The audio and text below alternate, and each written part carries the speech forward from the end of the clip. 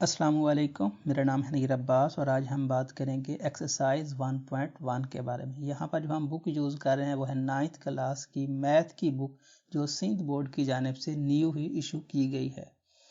Video start करने से पहले मैं आपको ये बताना चाहूँगा कि इस वीडियो में जो भी बातें कही जाएंगी, जो भी क्वेश्चंस के आंसर कराए जाएंगे वो लॉजिक के हिसाब से होंगे। ऐसा नहीं होगा कि खुद से ही कोई तुक्के लगाए जाएंगे या क्वेश्चन को आंसर के साथ मैच करने के लिए हम खुद से कह देंगे कि भाई ये ऐसा है और ऐसा नहीं है। यहाँ पर आपको वीडियोस बहुत सारी मिल जाएंगी यूट्यूब पे जो सिर्फ और सिर्फ क्या कर रहे हैं, सिर्फ आंसर्स को मैच करने के लिए क्वेश्चन का वो आंसर बना रहे हैं। एग्जैक्टली वो उसका आंसर नहीं है।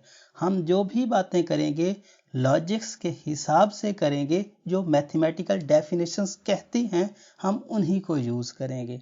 अब अगर हम बात करें अपने क्वेश्चन नंबर 1 की, तो क्वेश्चन नंबर 1 में हमें रैशनल नंबर्स और इर्रेशनल नंबर्स को अलहदा करना है। तो सबसे पहले हमें ये जानना होगा कि रैशनल नंबर और इर्रेशनल नंबर होते क्या हैं। ये बेसिकली रैशनल नंबर और इर्रेशनल नंबर दोनों मिलकर रियल नंबर्स बनाते हैं। तो मतलब ये हुआ कि दोनों का यूनियन क्या होता है, रियल नंबर्स। सबसे पहले हम इनकी डेफिनेशन देखते हैं। यहाँ पर इनकी जो बेसिक डेफिनेशन है, जो मैथमेटिक्स में सबसे ज़्यादा यूज़ होती है, वो ये डेफिनेशन है। तो रैशनल नंबर्स क्या होते हैं? रैशनल नंबर्स ऐसे नंबर्स होते हैं जो a/b की फॉर्म में लिखे जाएं। यहाँ पर a और b दोनों इंटीजर्स हों और जो डिवाइजर है जो नीचे आ रहा है वो ज़ीरो ना हो। बस ये सिंपल सी डेफिनेशन है, इससे ज़्यादा कोई कॉम्प्लिकेटेड डेफिनेशन नहीं है। क्या है? फ्रैक्शन में आप लिख सकते हो, लेकिन जो डिनोमिनेटर में आ रहा है वो क्या है, वो ज़ीरो ना हो और दोनों इंटीजर्स हों, चाहे पॉजिटिव हों चाहे नेगेटिव हों, हमें उनसे कोई गर्ज नहीं है। और इंटीजर्स क्या होते हैं? 0, 1, 2, 3, 4, 5, 6, 7, 8 इस तरह से, और फिर 0 से दूसरी साइड पे -1, -2, -3, -4।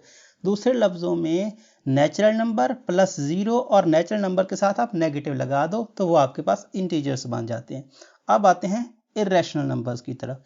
इर्रेशनल नंबर्स क्या होते हैं? इर्रेशनल नंबर्स वो नंबर्स होते हैं जिनको आप फ्रैक्शन में मतलब बटे में नहीं लिख सकते। ऐसे तमाम नंबर्स जिनको आप फ्रैक्शन में रिप्रेजेंट नहीं कर सकते, उनको आप कहते हो कि ये क्या हैं, इर्रेशनल नंबर्स हैं। बात आ रही है समझ में? ठीक है। ये हो गई हमारी डेफिनेशन। अब हम चलते हैं अपने क्वेश्चन की तरफ और देखते हैं कि जो हमें क्वेश्चन दिए गए हैं कौन से रैशनल हैं कौन से इर्रेशनल हैं। तो सबसे पहले अगर हम बात करें अपने फर्स्ट पार्ट की, तो फर्स्ट पार्ट में हमारे पास 1/5 है। तो 1 एक इंटीजर है और वो भी पॉजिटिव इंटीजर। हमने कहा था हमें पॉजिटिव या नेगेटिव से कोई गर्ज नहीं है, ऊपर वाला भी इंटीजर होने चाहिए, नीचे वाला भी इंटीजर होना चाहिए। तो यहाँ पर ऊपर वाला 1 वो भी इंटीजर है और नीचे वाला 5 है, 5 भी इंटीजर है। फ्रैक्शन में हमने लिख लिया ऊपर भी इंटीजर नीचे भी इंटीजर, तो इसका मतलब उस डेफिनेशन के रिस्पेक्ट से क्या है, ये एक रैशनल नंबर है। ठीक है, ये रैशनल हो गया। अब सेकंड की बात करते हैं। तो यहाँ पर √2/8 आप जानते हो 8 क्या है, 8 एक इंटीजर है और पॉजिटिव इंटीजर है वो तो बाद की बात है, लेकिन ये क्या है, इंटीजर है। लेकिन यहाँ पर √2 जो है, √2 इंटीजर नहीं है, ये किसी भी तरह से स्क्वायर रूट से बाहर नहीं आ सकता।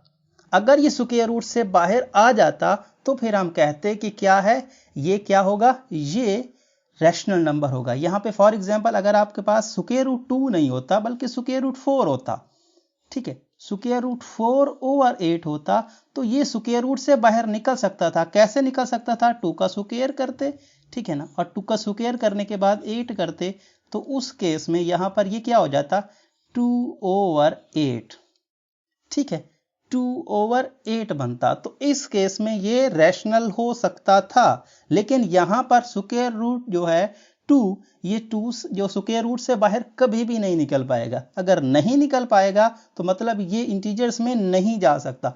ऊपर वाला इंटीजर नहीं है, नीचे वाला चाहे इंटीजर है, तो इस वजह से ये इर्रेशनल हुआ।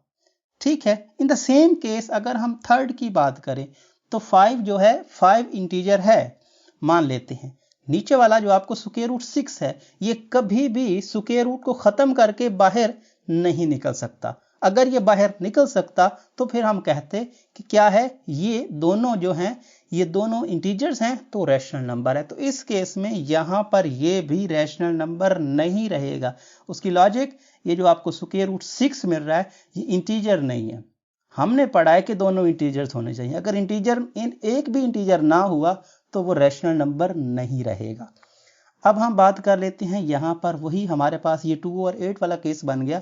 सो 2/8, सो 2 क्या है, 2 एक इंटीजर है, 8 भी एक इंटीजर है। आप लिख सकते हो इसको फ्रैक्शन में, दोनों इंटीजर हैं तो ये एक रैशनल नंबर है। ठीक है, अब हम बात करते हैं नेक्स्ट पार्ट की, जो कि 5th पार्ट है। 1 एक इंटीजर है, स्क्वायर रूट 3 कभी भी किसी केस में भी स्क्वायर रूट से बाहर नहीं आ सकता। सो ये इंटीजर नहीं है।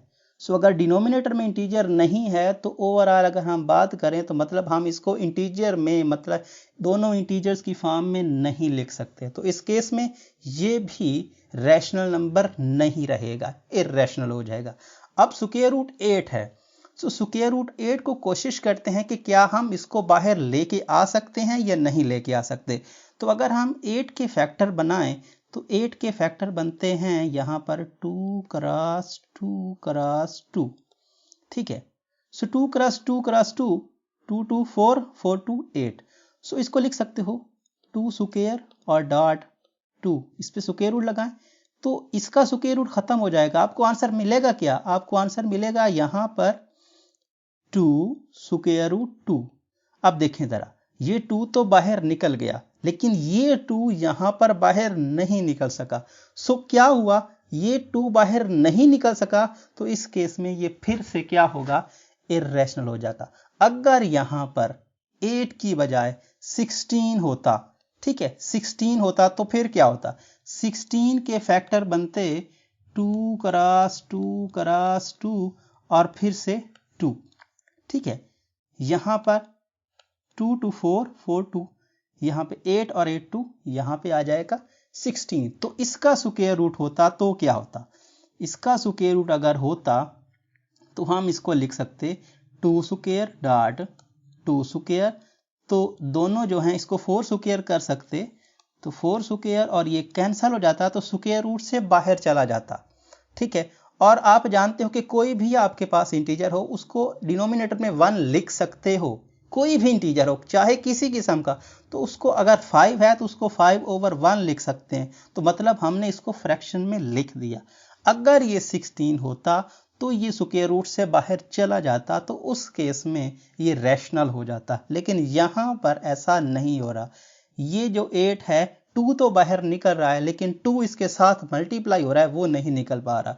सो अगर ये स्क्वायर रूट से बाहर नहीं निकल पा रहा तो मतलब ये हुआ कि ये जो है इंटीजर नहीं है। अगर ये इंटीजर नहीं है तो फिर ये क्या है, ये रैशनल भी नहीं है, इर्रेशनल में चला जाएगा। इन द सेम केस अब हम बात करते हैं इसके 7th पार्ट की, जो कि यहाँ पर ई आपको नजर आ रहा है।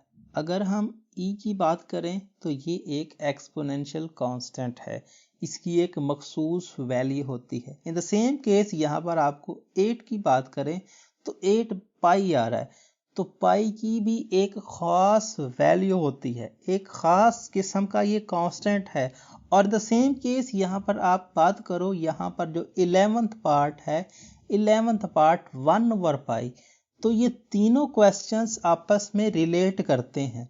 मतलब ये हुआ कि ये तीनों क्वेश्चन जो हैं ये अपनी डेफिनेशन जो हमने अभी पढ़ी है उससे हट के एक दूसरी डेफिनेशन होती है, उस डेफिनेशन के जुमरे में आते हैं। तो इसको हम अभी साइड पे करते हैं कि ये तीनों क्वेश्चन उस डेफिनेशन को हम पढ़ेंगे तो फिर हम इसके बारे में डिसाइड करेंगे कि ये क्या है, क्या ये रैशनल है या फिर इर्रेशनल हैं। तो इन तीनों को अभी हम साइड पे कर रहे हैं क्योंकि इस डेफिनेशन से ये सॉल्व नहीं होते जो डेफिनेशन हमने अभी की है। तो अब हम बात करते हैं यहाँ पर इसके 9th पार्ट की।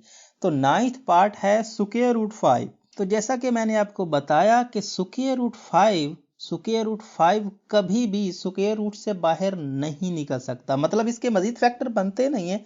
अगर इसके फैक्टर बनते तो हो सकता था ये स्क्वायर रूट से बाहर चला जाए, लेकिन इस केस में ये नहीं जा सकता, तो उसका मतलब ये भी इर्रेशनल नंबर है, रैशनल नहीं है। अब हम बात करते हैं 10th की, तो ये है 22/3। सो 22 एक इंटीजर है। In the same case 3 is also integer, तो इंटीजर की फ्रैक्शन है, तो इंटीजर की फ्रैक्शन हमारे पास रैशनल नंबर होती है, तो ये रैशनल है। इन द सेम केस यहां पर आपके पास आ रहा है क्या, 11/12। सो 11/12 आपके पास क्या है, 11 भी इंटीजर है, 12 भी इंटीजर है, दोनों इंटीजर्स हैं, डिवीजन है, मतलब यहां पे आप बटे की फॉर्म में आपको मिल रहा है, फ्रैक्शन है, तो उस केस में ये भी रैशनल नंबर है। तो यहां पर फर्स्ट को हमने रैशनल कहा क्योंकि दोनों इंटीजर्स थे, यहां पर फोर्थ को हमने रैशनल कहा क्योंकि ये दोनों इंटीजर्स थे। इन द सेम केस यहां पर ये आपको मिल रहा है 10th, तो 10th दोनों जो हैं दोनों इंटीजर्स हैं, सो ये रैशनल। एंड द लास्ट यहाँ पे 12 ये दोनों इंटीजर हैं, तो ये आपका रैशनल। बाकी सारे इर्रेशनल में आएंगे, चाहे ई हो, चाहे पाई हो, या फिर 1/π हो, लेकिन इनके बारे में हमने अभी डिसाइड नहीं किया है कि ये क्यों इर्रेशनल होंगे। सो अब हम बात कर लेते हैं कि इनकी डेफिनेशन क्या है। उस डेफिनेशन को हम क्वेश्चन नंबर 2 में भी यूज करेंगे, क्योंकि क्वेश्चन नंबर 2 में वो डेफिनेशन यूज होती है। तो पहले हम वो डेफिनेशन देखते हैं, उससे ये क्वेश्चन भी सॉल्व हो जाएंगे और क्वेश्चन नंबर 2 भी हमारा सॉल्व हो जाएगा। अब ये आपके सामने दूसरी डेफिनेशन है, मतलब उसी तस्वीर का एक दूसरा रुख है, जिसके जरिए हम ये पता लगा सकते हैं कि आपके पास ये जो फ्रैक्शन होती है, कैसे चेक कर सकते हो कि ये आपके पास रैशनल है या फिर इर्रेशनल है। अब यहाँ पे जरा गौर कीजिएगा, अगर आप इसको थोड़ा सा भूल जाएं कि 1/2 है, 1/2 है ना, तो 1 क्या है, एक यहाँ पर इंटीजर है, 2 इंटीजर है, तो आपने देखा कि इंटीजर्स का फ्रैक्शन एक रैशनल होता है। 1/4 1 भी इंटीजर, 4 भी इंटीजर, 1/3 1 भी इंटीजर, 3 भी इंटीजर, 9 इंटीजर, 11 इंटीजर। तो मतलब ये हुआ कि अगर हम उस डेफिनेशन को देखें तो उस डेफिनेशन से ये चारों जो हैं, ये चारों रैशनल प्रूव होते हैं। ठीक है, सो ये चारों अगर रैशनल प्रूव होते हैं, तो इसका मतलब ये दूसरी साइड अगर हम देखें 0.5 0.25 0.333 0.81 81 81 81 81 इस तरह से ये चलता रहेगा। तो सबसे पहली टर्म आती है टर्मिनेटिंग, जो खत्म हो जाए, जिस तरह से ये खत्म हो गया 0.5 0.25 खत्म हो गया। नॉन टर्मिनेटिंग खत्म ना हो और रिपीट हो। नॉन टर्मिनेटिंग कहते हैं जो खत्म ना हो, और रिकरिंग कहते हैं कि जो रिपीट हो। रिपीट हो खत्म ना हो, रिपीट हो खत्म ना हो। ठीक है, ये दो बातें हमारे पास हैं, एक non terminate non recurring recurring, और यहां पर टर्मिनेटिंग, जो खत्म हो जाए, जो ना खत्म हो जाए, ना खत्म हो और उसके साथ साथ रिपीट हो, तो वो किस में आता है, वो आता है आपके पास रैशनल नंबर्स में से। सो रैशनल नंबर्स की ये 3 खूबियां बनेगी, जो खत्म हो जाए वो भी रैशनल नंबर, ना हो लेकिन रिपीट हो, जो खत्म हो जाए वो तो रैशनल, और जो खत्म ना हो लेकिन रिपीट होना लाजमी है। अगर रिपीट नहीं होगा तो फिर वो रैशनल नहीं रहेगा। अब यहां पर देखें, ये आ गए आपके पास इर्रेशनल। इर्रेशनल में क्या है, नॉन टर्मिनेटिंग नॉन रिकरिंग, ना तो वो खत्म हो और ना ही वो रिपीट हो, ना वो खत्म हो ना वो रिपीट हो, तो उस केस में ये इर्रेशनल नंबर्स कहलाते हैं।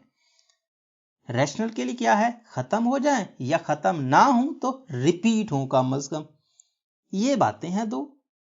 और इर्रेशनल में क्या है, इर्रेशनल में क्या है, इर्रेशनल में ये है कि भाई ना तो वो खत्म हो और ना वो रिपीट हो, ये बात, बस इतनी सी बात। ये दूसरी डेफिनेशन उसी से बनाई गई है, नई डेफिनेशन नहीं है। नई डेफिनेशन मैंने आपको कहा नहीं है, वही बुनियादी डेफिनेशन है, लेकिन आपको पॉइंट्स में वैल्यूज दी हों तो फिर थोड़ा सा मुश्किल हो जाता है उसको इंडिकेट करना, तो ये पॉइंट्स के लिए है। दूसरे लफ्जों में वो पाए, ई और 1/पाई के लिए है। ठीक है। सो यहां पर मैं अब आपको बताता हूं ये पाए की वैल्यू क्या होती है, ये ई की वैल्यू क्या होती है। ठीक है, अब देखें, ये आपके सामने ई की वैल्यू लिखी हुई है। ठीक है, ये वैल्यू ई की है जो हमारा वहां पे क्वेश्चन था। ठीक है, क्वेश्चन था, पाई था। एक क्वेश्चन था कि आप ये बताओ कि ई क्या है, एक क्वेश्चन था कि पाई क्या है, एक क्वेश्चन था कि 1/पाई क्या है। सभी का आंसर इसी से मिल जाएगा, मतलब इस डेफिनेशन से। अब देखें, ये 2.718281845904, आप इसको देखें तो कहीं पर आपको ऐसा लग रहा है कि ये पैटर्न फॉलो कर रहा है कोई, मतलब 4 इंचों के बाद, 5 इंचों के बाद, 6 इंचों के बाद, 7 इंचों के बाद, 2-3 इंचों के बाद, क्या आपको ऐसा लग रहा है कि ये वही पैटर्न रिपीट कर रहा है? कहीं पर भी आपको ऐसा नहीं लगेगा। ये 718281845904 कहीं पर भी आपको नहीं लगेगा कि ये पैटर्न फॉलो कर रहा है। मतलब ये हुआ कि इसकी तरह देखें कि रिपीट कर रहा है 818181।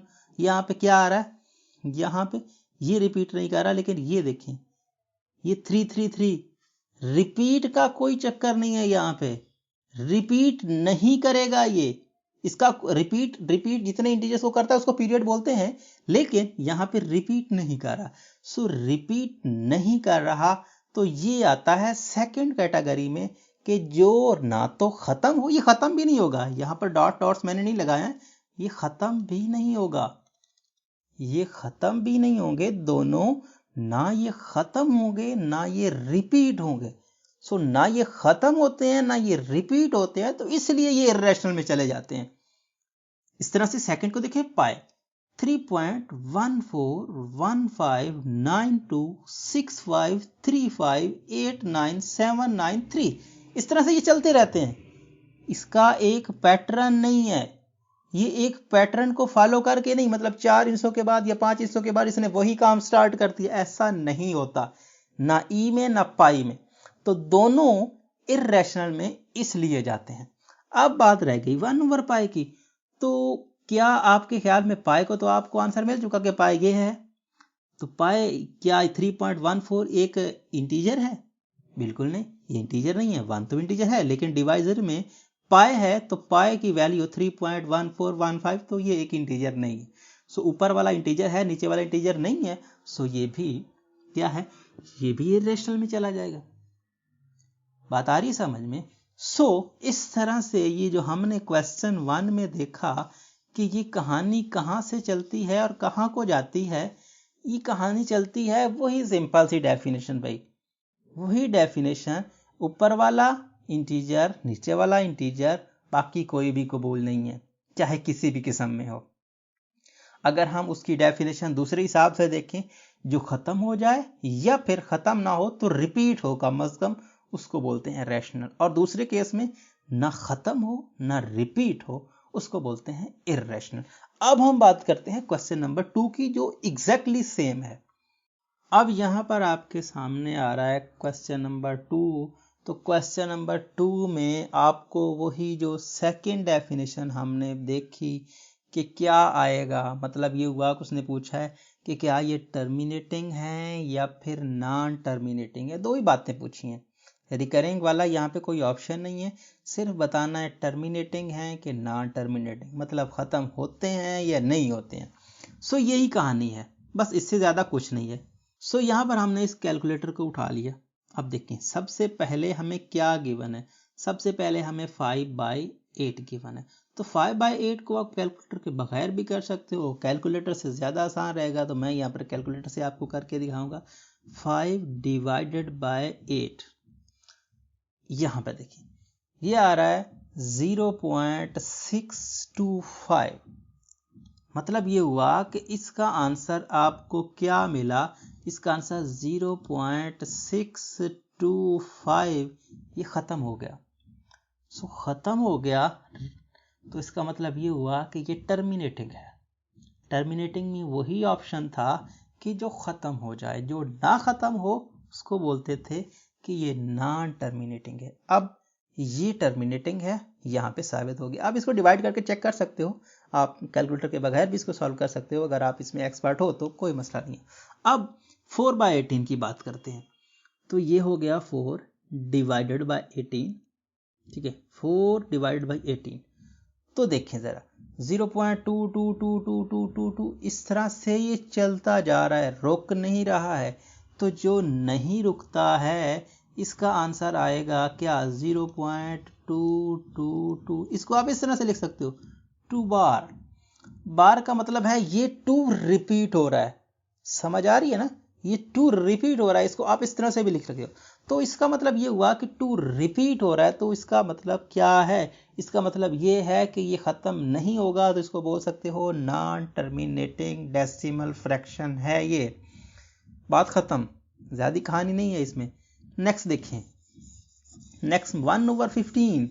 तो 1/15 देखते हैं भाई, 1 डिवाइडेड बाय 15, ये 1 डिवाइडेड बाय 15 नहीं ख़त्म हुआ, ये भी 0.066666 इस तरह से चलता रहा, ये इसने नहीं ख़त्म होना। 0.066666 यहाँ पे लगा 6 रिपीट हो रहा है, नहीं ख़त्म हो रहा। तो नहीं ख़त्म हो रहा तो ये भी नॉन टर्मिनेटिंग डेसिमल फ्रैक्शन में जाएगा। जो ख़त्म हो जाएगा वो टर्मिनेटिंग में, जो नहीं होगा वो नॉन टर्मिनेटिंग में। 49/8, ठीक है, 49/8 देखते हैं। 49/8 कहानी सारी वही है, 6.125 6.125 ख़त्म हो गया ये। तो 49/8 ये, तो इसका आंसर आया 6.125। चेक करते हैं ज़रा, हाँ 6.125। तो 6.125 इसका आंसर आ गया। इसका आंसर एग्जैक्टली फिगर्स में आया। रिपीट मतलब ये रुका, तो उसका मतलब ये हुआ कि अगर ये रुका है, ये ख़त्म हो गया है, तो ये टर्मिनेटिंग में चला जाएगा। तो ये टर्मिनेटिंग डेसिमल फ्रैक्शन में जाएगा। अब बात करते हैं 207 और 15 की। तो 207 divided by 15, 13.8। 207 divided by 15, answer आया 13.8। आंसर आया एग्जैक्टली फिगर्स में। ऐसा नहीं है कि ये चलता रहा तो चलता रहा, ऐसा कोई केस नहीं है। तो ये भी कहाँ जाएगा, यहाँ पर ये टर्मिनेटिंग में जाएगा, नॉन टर्मिनेटिंग में नहीं जाएगा। अब बात रहेगी लास्ट की 50/76। तो 50 डिवाइडेड बाय 76 इक्वल टू, यहाँ पे देखें इतना बड़ा आंसर आ गया, लेकिन उसने रुकना दोबारा नहीं किया। तो 0.6578947368 चल रहा है, रुक नहीं रहा है। सो जो नहीं रुकेगा उसको बोलते हैं नॉन टर्मिनेटिंग डेसिमल फ्रैक्शन। तो इस तरह से ये क्वेश्चन नंबर 2 भी आपका हो गया। अब हम बात करते हैं क्वेश्चन नंबर 3 की। अब ये क्वेश्चन नंबर 3 आपके सामने है और यहाँ पर आपको ये कहा गया है कि ये जो रैशनल नंबर हैं इनको रियल लाइन पे क्या करें, दिखाएं कि रियल लाइन पे ये कैसे रिप्रेजेंट होंगे। सो सबसे पहले तो आपको ये जानना पड़ेगा कि ये रियल लाइन की कहानी क्या है, इस पर हम नंबर्स कैसे ड्रा करते हैं, इसका नंबर होते कैसे हैं। तो पहले हम थोड़ा सा उसको देख लेते हैं और फिर हम इन क्वेश्चन को सॉल्व करने की कोशिश करते हैं। अब ये होती है आपके साथ रियल लाइन। रियल लाइन में बेसिकली होता क्या है, ये एक स्ट्रेट लाइन समझ सकते हो कि ये एक स्ट्रेट लाइन होती है इस तरह से, ठीक है।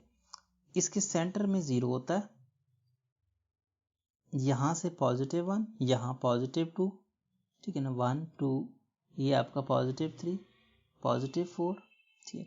इस तरह से -1 -2 -3 -4, इस तरह से इस तरफ नेगेटिव, इस साइड पे पॉजिटिव, इस साइड पे क्या पॉजिटिव, इस साइड से नेगेटिव और यहाँ पे 0 की एक साइड पे पॉजिटिव एक साइड पे नेगेटिव होते हैं।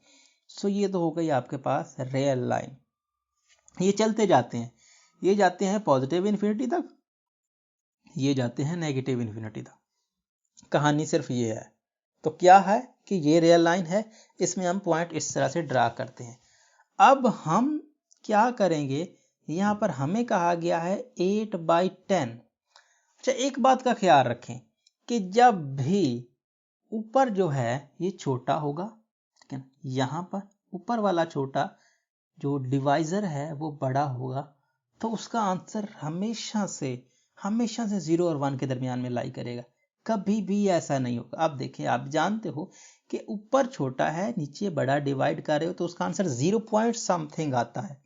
अगर वो पॉजिटिव है तो 0 और +1 के दरमियान लाई करेगा, अगर नेगेटिव है तो वो 0 और -1 के दरमियान में लाई करेगा। लाई वो 0 और 1 के दरमियान ही करेगा।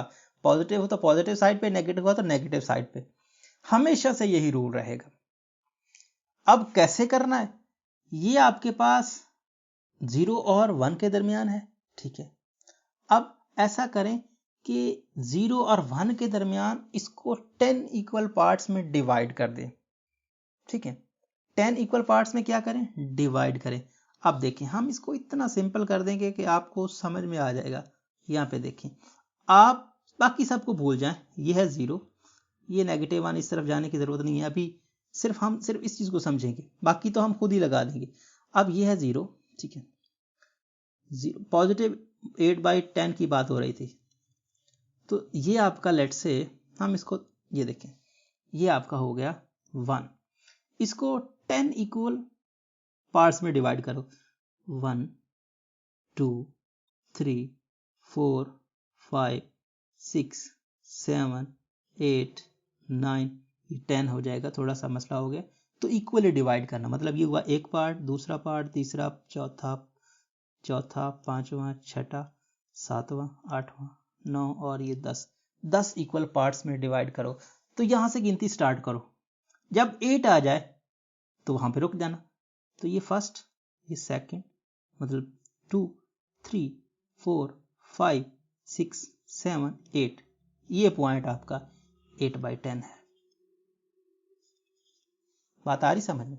बाकी लगा दो कि भाई ये हो गया 2, ठीक है, इसको हम थोड़ा सा ऐसे कर लेते हैं, ये 2 हो गया, ठीक है ना, इतना ही फासला, ये 0 और ये 1 हो गया, ये आपका 2 हो गया, और इस तरह से ये -1, ये नेगेटिव, क्योंकि इस साइड पे नेगेटिव इस सकते पड़ गए, इस तरह से ये काम चलेगा। बस इतना सा काम है।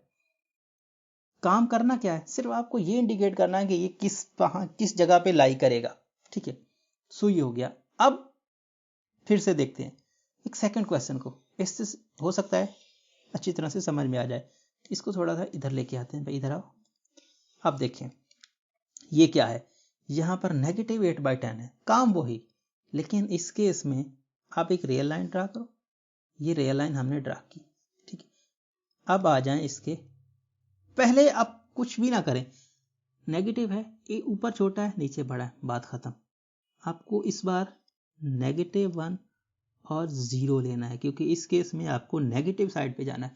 इसमें भी आप 10 इक्वल पार्ट्स में डिवाइड कर दो, 1 2 3 4 5 6 7 8 9, 10 इक्वल पार्ट्स हो गए, क्योंकि 1 2 3 4 5 6 7 8 9 और ये 10 पार्ट्स हो गए।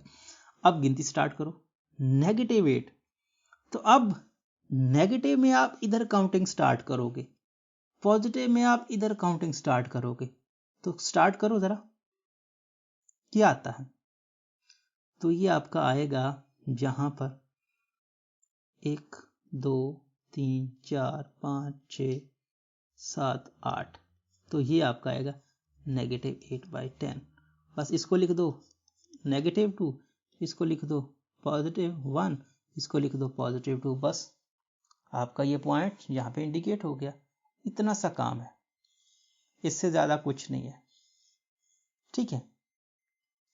सबसे पहले आप वही ड्रा करो कि जो आपको चाहिए, फिर उसके हिसाब से बाकी का आप ऐसे ही उसका एग्जैक्टली फिगर्स देख लेना। भाई 0 से 1 तक ये, 1 से 2 तक इतना डिस्टेंस, 1 से 3 तक इतना डिस्टेंस, या पहले आप ये बना ले तब भी कोई मसला नहीं है, तब भी वही बात रहेगी। अब हम बात कर लेते हैं नेक्स्ट की, तो नेक्स्ट में जो कहानी है वो भी कोई मुश्किल नहीं है कि नई आपको समझ सकते हो, कोई नई रॉकेट साइंस नहीं है। सिंपल सा क्वेश्चन है कि आपको क्या करना है इस बात 1 सही 1/4। सो ये जहाँ 1 आ रहा है तो ये इंडिकेट करेगा कि 1 के आगे जाना है, ठीक है ना। इससे आपको इसको वापस फ्रैक्शन में कन्वर्ट करने की जरूरत नहीं है। तो ये आपकी रियल लाइन, ठीक है।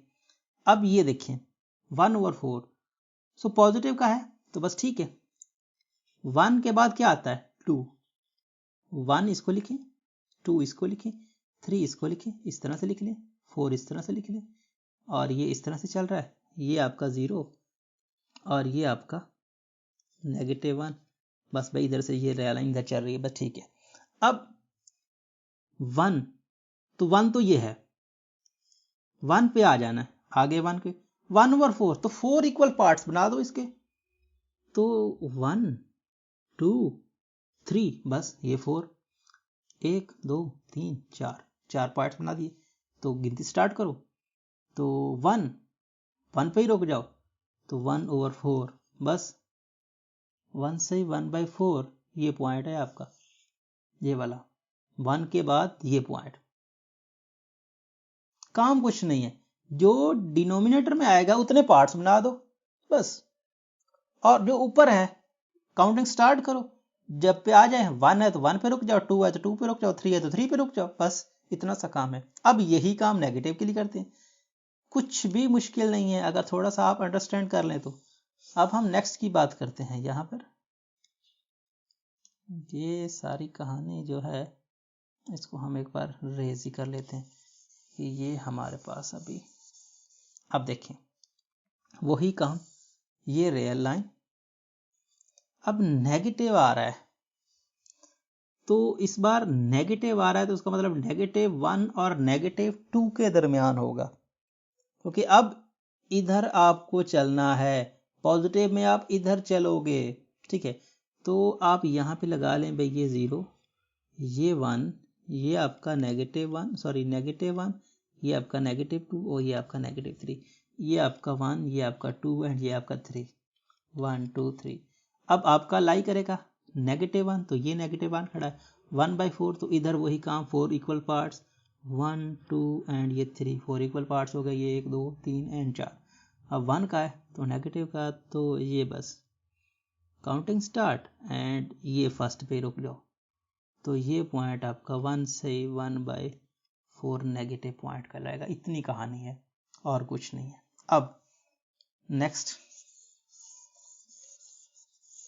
पे चलेंगे। तो नेक्स्ट पे आपको नजर आ रहा है 2/3, 2 छोटा है 3 बड़ा है, बात खत्म। 0 और 1 के दरमियान लाई करेगा। तो बस ये आपकी रियल लाइन, ये आपका 0, ये आपका 1, ये आपका 2, ये आपका -1 और ये आपका -2। डिस्टेंस इक्वल रखना, यहाँ पे मैं गड़बड़ कर रहा हूँ लेकिन आपको ये नहीं करनी है, डिस्टेंस आपको इक्वल रखना है। अब इसके कितने पार्ट्स बनाने हैं आपको? 3 पार्ट्स बनाने हैं। तो भाई ये एक पार्ट हो गया, ये दूसरा पार्ट, तो तीसरा पार्ट यहाँ पे आ जाएगा। तो 1 2 3 इक्वल पार्ट्स, 3 इक्वल पार्ट्स हो गए। अब यहाँ पे पॉजिटिव है तो पॉजिटिव साइड इधर काउंटिंग स्टार्ट करो। तो आपको 1 और 2 पे जाना है तो 2/3। तो बस भाई ये आपका 1 पॉइंट है और 2/3 ये आपका यहाँ पे आएगा 1 से थोड़ा सा पीछे।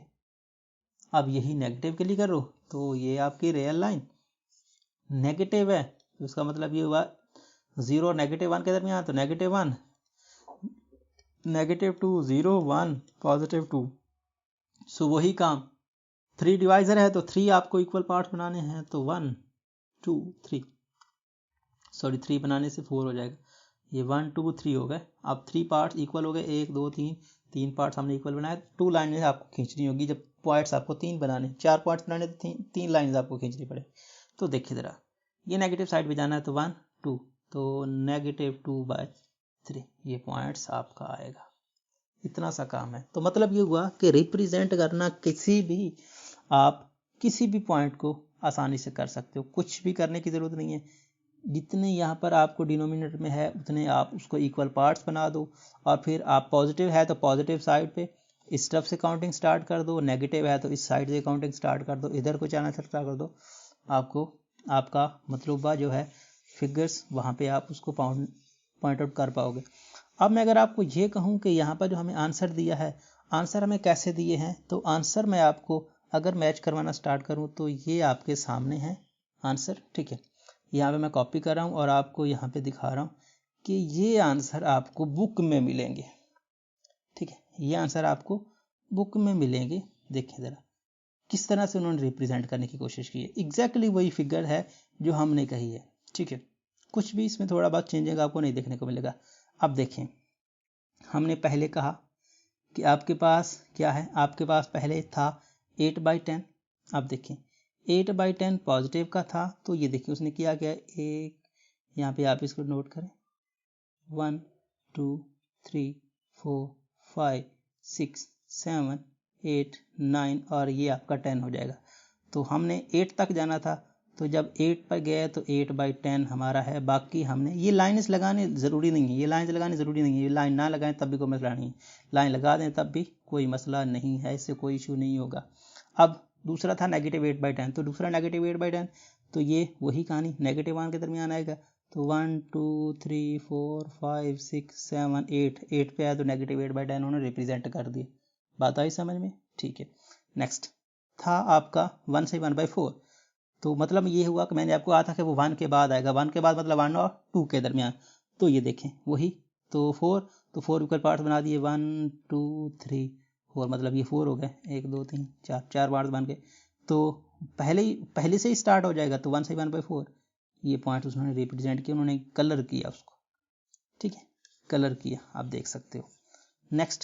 नेक्स्ट फिर वही काम, नेगेटिव के लिए था तो फिर वो -1 और -2 के दरमियान था, तो यही 4 इक्वल पार्ट्स बना दिए उन्होंने। 4 इक्वल पार्ट्स बनाने के बाद ये फर्स्ट पे उसने रोक दिया नेगेटिव, यहाँ पे 1/4, सो बात ख़त्म। अब नेक्स्ट के लिए भी वही कहानी, सारी काम वही है, मतलब ये आपको थोड़ा सा समझना पड़ेगा, मुश्किल नहीं है थोड़ी भी। अब यहाँ पर आपको नज़र आ रहे हैं क्वेश्चन नंबर 4 और question number 5। So question number 4 जो है, क्वेश्चन नंबर 4 में लिखा है कि can you make a list of all rational number between 1 and 2। अगर हम सिर्फ इसकी बात करें कि ये जो क्वेश्चन है ये कह रहे हैं कि आप क्या सभी रैशनल नंबर्स की लिस्ट बना सकते हो जो 1 और 2 के दरमियान में है, तो यहां पर इसका आंसर नो है। कभी भी हम 1 और 2 के दरमियान रैशनल नंबर्स की लिस्ट बना ही नहीं सकते हैं।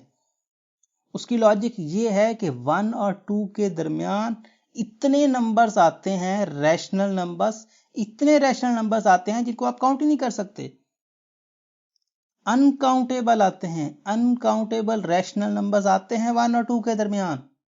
तो ये क्वेश्चन जो है, इस क्वेश्चन का आंसर है नो। हम कभी भी नहीं बना सकते हैं इसके रैशनल नंबर की लिस्ट कि इसके दरमियान कौन से आते हैं। द सेम केस, ना रैशनल की बना सकते हैं ना इररेशनल की बना सकते हैं। 1 और 2 के दरमियान इनफाइनाइट मैनी रैशनल नंबर्स आते हैं। The same case infinite many irrational numbers आते हैं। ना आप रैशनल्स को काउंट कर सकते हो ना आप इररेशनल को काउंट कर सकते हो। क्वेश्चन आपका यहां पर यह कहता है कि आप लिस्ट बना सकते हो, नहीं बना सकते, और बुक में आपको आंसर दिया है, 4 आपको दे दिए गए हैं, भाई ये इसका आंसर है। वो बिल्कुल गलत है। वो हैं रैशनल नंबर्स हैं, वो मानते हैं इस बात को कि वो रैशनल नंबर्स हैं, लेकिन आल नहीं है भाई, आल नहीं है। लेकिन इस क्वेश्चन का आंसर ये नहीं है जो उन्होंने दिया है। हाँ, ये कह सकते थे कि भाई कुछ लिख दें रैशनल नंबर जो 1 और 2 के दरमियान है, तो कुछ आप लिख दें, ठीक है, कुछ लिख दें, मतलब क्या हुआ, किसी तरह से भी आप लिख दो। आपको ये आंसर ये रखना है कि 1 और 2 के दरमियान, तो 1 और 2 के दरमियान मतलब जिनका 1 पॉइंट समथिंग आंसर आए, तो कोई देख लें। अब देखें, आप एक बड़ा ले लें, 1 पॉइंट का फर्क डाल लें, मतलब ये हुआ आप यहाँ पे सिर्फ 1 पॉइंट का फर्क डालें, मतलब ये हुआ कि आप लिख सो 3/2, 4/3, 5/4, 6/5, 7/ यहाँ पे 6, 9/8, हजारों लिख सकते हो, खत्म नहीं होंगे ये। ये सभी रैशनल नंबर्स हैं, इर्रेशनल नहीं है, ये सभी रैशनल नंबर है, और इतने रैशनल नंबर है कभी नहीं काउंट कर पाओगे। लेकिन वहां पर उन्होंने दो चार दे दिए, तो ये इस क्वेश्चन का आंसर नहीं है। ये सिर्फ उस क्वेश्चन का आंसर है कि आप कुछ लिख दें कि भाई ये रैशनल नंबर्स हैं, ठीक है, मानते हैं भाई ये रैशनल नंबर्स हैं, लेकिन ये आंसर नहीं हो सकता किसी भी क्वेश्चन का कि आप लिस्ट करो कि क्या आप लिस्ट कर सकते हो रैशनल नंबर्स को 1 और 2 के दरमियान। नहीं कर सकते हैं, क्योंकि इतने ज्यादा हैं, काउंट ही नहीं कर सकते। और एग्जैक्टली वो क्या है, एक दूसरे में मिक्स हैं, रैशनल नंबर और इरेशनल एक दूसरे में मिक्स हैं, इतने मिक्स हैं कि उनको डिफरेंशिएट करना मुश्किल है, नहीं कर पा रहे हैं, आज तक नहीं कोई कर पा रहा है।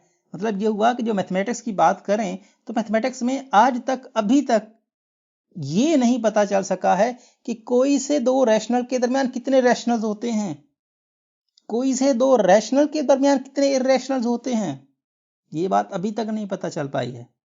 सो काउंट करना तो दूर की बात है। तो मतलब ये हुआ कि इसका क्वेश्चन का अगर हम देखें तो आंसर जो है वो एग्जैक्टली डिफरेंट है जो बुक में दिया है। बुक में सिर्फ चंद एक दे दिए हैं, मैं आपको कह रहा हूं कि आप हजारों बना सकते हो, खुद से बना सकते हो। आप एक का डिफरेंस ले लो, आप यहां पे बाई 99 कर दें, आप 1000 बाई 999 कर दें, वो भी एक रैशनल नंबर ही होगा और 1 और 2 के दरमियान होगा। हजारों नहीं, लाखों नहीं, करोड़ों बना सकते हो, कोई मसला ही नहीं है, इतने चाहो बना सकते हो। सो मतलब क्या हुआ कि इसका आंसर वो नहीं है जो बुक में दिया है, वो सिर्फ आपको चंद दे दिए, 4 दे दिए, तो इसका मतलब ये नहीं कि सिर्फ 4 हैं, ऐसा कुछ भी सीन नहीं है। अब हम देखते हैं क्वेश्चन नंबर 5 को। तो क्वेश्चन नंबर 5 में कहानी क्या है कि give reason why pi is irrational number. तो इस क्वेश्चन का आंसर मैं आपको पहले दे चुका कि पाई को इर्रेशनल क्यों कहा। पाई को इर्रेशनल इसलिए कहा कि वो ना तो खत्म होता है और ना वो रिपीट होता है। जो ना खत्म हो ना रिपीट हो उसको कहते हैं इर्रेशनल नंबर, ठीक है। दूसरे लफ्जों में अगर हम इंग्लिश की बात करें तो non terminating and non recurring है, इसलिए ये इर्रेशनल नंबर है। कहानी समझ में आई? कुछ भी मुश्किल नहीं है, लेकिन आप थोड़ा सा अंडरस्टैंड करें। अब यहां पर आता है आपके पास ये क्वेश्चन, इस क्वेश्चन में आपको ट्रू और फॉल्स बताने हैं। ट्रू और फॉल्स बताने हैं कि कौन सा ट्रू है कौन सा फॉल्स है। हम बुक की तरफ नहीं देखेंगे क्योंकि बुक ने कभी हमें इन क्वेश्चनों के बारे में सही गाइड नहीं किया। उसका जो सोल्यूशन है वो बिल्कुल भी आप समझ सकते हो कि वो इतबार के काबिल नहीं है, ठीक है। लेकिन हम डेफिनेशन को देखेंगे, अगर वो डेफिनेशन के हिसाब से पूरे उतरते हैं तो हम कहेंगे, वरना नहीं कहेंगे। बुक की तरफ हम नहीं देखेंगे कि उसका सोल्यूशन क्या है क्या नहीं है, हमें उससे कोई फर्क नहीं पड़ता। जब नया एडिशन, ये तो टेस्ट एडिशन है, जब एडिशन चेंज होगा नेक्स्ट ईयर में, मतलब जो आंसर गलत हैं उनका सही आंसर आएगा, तब आप देखिएगा कि क्या फर्क लगता है। जो आपको पढ़ा रहे हैं वो क्या आएंगे, कितना डिफरेंस आता है उनमें और इनमें, देखिएगा जरा। नेक्स्ट देखें कि यहां पर आपके पास है 5/7। 5 एक इंटीजर है, मानते हो, 7 एक इंटीजर है। 5 और 7 दोनों इंटीजर हैं। इंटीजर की फ्रैक्शन एक रैशनल नंबर होती है, हमने पढ़ा है, लेकिन यहां पे कह रहा है वो इर्रेशनल है, और वो कह रहे हैं कि जी ठीक है। समझ में नहीं आता कि कैसे ठीक है भाई, ये एक रैशनल नंबर है, इर्रेशनल नहीं है, तो मतलब ये बात गलत है। ये बात बिल्कुल भी गलत है डेफिनेशन के हिसाब से। 5/7, 5 भी यहां पर इंटीजर, 7 भी इंटीजर, दोनों की इंटीजर की जो डिवीजन है या फ्रैक्शन है वो रैशनल होती है, इर्रेशनल नहीं होती है। एक बात, पाई इज इर्रेशनल, वो तो बात ठीक है, हम बात कर चुके कि पाई इर्रेशनल है। क्यों इर्रेशनल है? क्योंकि वो नॉन रिपीटिंग नॉन टर्मिनेटिंग है। बात समझ में आ गई। अब यहाँ पे 0.31 591 पॉइंट लिखा हुआ है, मतलब ये हुआ कि ये खत्म नहीं हो रहा। खत्म तो नहीं हो रहा, मतलब नॉन टर्मिनेटिंग है। फिर वो कह रहा है non repeating. So non repeating, कोशिश करें कि क्या ऐसा कोई सीन चल रहा है कि रिपीट हो। सो ये उसने 4-5 डिजिट्स दिए हैं, तो इससे तो आपको नहीं पता चल रहा कि रिपीट हो रहा, क्योंकि अभी रिपीटिंग का कोई सीन ही नजर नहीं आ रहा। रिपीटिंग का सीन तब होगा कि उसके बाद आपको फिर उससे वही पॉइंट्स दिखने स्टार्ट हो, लेकिन जहां पर जो उसने दिया है इसमें कुछ भी नजर नहीं आ रहा, उसका मतलब ये हुआ कि नॉन रिपीटिंग भी है ये। लेकिन अगर 10-12 दे देता उसमें देखना आसान होता बनिस्बत ये 3-4 देने के, क्योंकि ऐसे इंटीजर्स, ऐसे आपके पास भी नंबर्स हैं जो 6-6 ऑर्डर के बाद, 7 ऑर्डर के बाद रिपीट होना स्टार्ट होते हैं। आप इसको चेक कीजिएगा 22/7, इसको चेक कीजिएगा कि कितने ऑर्डर्स के बाद, कितने इंसों के बाद ये रिपीट होना स्टार्ट करता है। बाय डेफिनेशन ये ऊपर इंटीजर नीचे इंटीजर, तो ये दोनों इंटीजर्स हैं, इसको रैशनल फंक्शन होना चाहिए, रैशनल होना चाहिए, रैशनल नंबर। आप इसको चेक कीजिएगा जरा, ये कितने हिस्सों के बाद जाके एक मतलब ये हुआ रिपीट होना स्टार्ट करता है। ठीक है, अब नेक्स्ट की बात करते हैं। नेक्स्ट में कहानी क्या चल रही है? नेक्स्ट में जरा आप देखिए कि नेक्स्ट में आपके पास आ रहा है 0.12, ऊपर बार लगा हुआ है। अगर गौर करो ना तो ये बार है, बार, ये बार इस चीज को इंडिकेट करता है कि ये 3 रिपीट हो रहा है। मतलब ये हुआ कि इसका आंसर 0.12333333 इस तरह से है। ये इस चीज की अलामत होती है, बात समझे जरा। तो मतलब ये हुआ कि ये रिपीट हो रहा है, 1-2 के बाद ये रिपीट होता है। ये क्या है? रिपीट हो रहा है। तो रिपीट किसको कहते हैं? रिपीट उसको कहते हैं जो रिकरिंग में आता है। ऑप्शन रिकरिंग में, नॉन रिकरिंग में रिपीट नहीं होता, लेकिन रिकरिंग में क्या होता है? रिपीट होता है। तो इसका मतलब ये हुआ, कहानी क्या है कि ये क्या है? ये रिपीटेड है, 3 रिपीट हो रहा है। 3 के ऊपर बार नहीं होता ना, तो फिर हम कहते हैं कि ये खत्म हो गया, लेकिन ये खत्म नहीं हुआ। बज़ाहिर लग रहा है ये खत्म हो गया, बार की वजह से ये हमें बता रहा है कि ये बार है, तो मतलब ये रिपीट हो रहा है। 0.12333333 इस तरह से ये चल रहा है, तो ये रिकरिंग है। ये बात उसने कही है, तो इसका मतलब ये बात ठीक है, ये रिकरिंग ही है, ये 333 रिपीट हो रहा है।